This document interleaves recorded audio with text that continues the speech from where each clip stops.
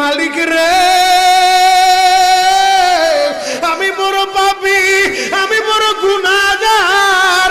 ও দয়ার আল্লাহ, আমি 10 বছর তোমার গোলামি করি নাই, আমি 20 বছর গোলামি করি নাই। আল্লাহ আজকে মনিরুল ইসলাম শরীয়তপুরি আমার ভাই শোনা গেছে তোমারে বন্ধু বানাইলে ওই জান্নাত পাওয়া যাবে। মালিক রে তুমি আমারে দাও না মাফ কইরা। যুবক রে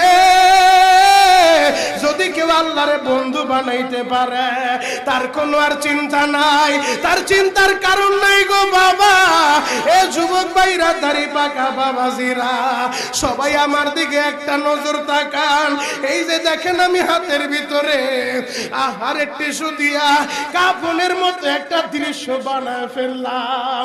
এমন একটা কাপড় আপনার শরীরে একদিন উঠে যাবে, আমার শরীরও একদিন উঠে যাবে। ও চেয়ারম্যান ভাইরা, ও মেম্বার ভাইরা, ও নেতা ভাইরা, ও আলেম ভাইরা, এখন কাঁদতে বলছি শুধু কাঁদবা।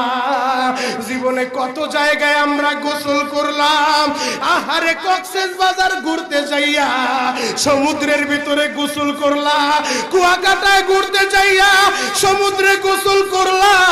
এই যে মাদ্রাসার পুকুরটা ভরাট করছে মসজিদের জন্য, বিশাল বড় ময়দান এখন হয়ে গেছে, এই পুকুরের ভিতরে কত মানুষ গোসল করছে।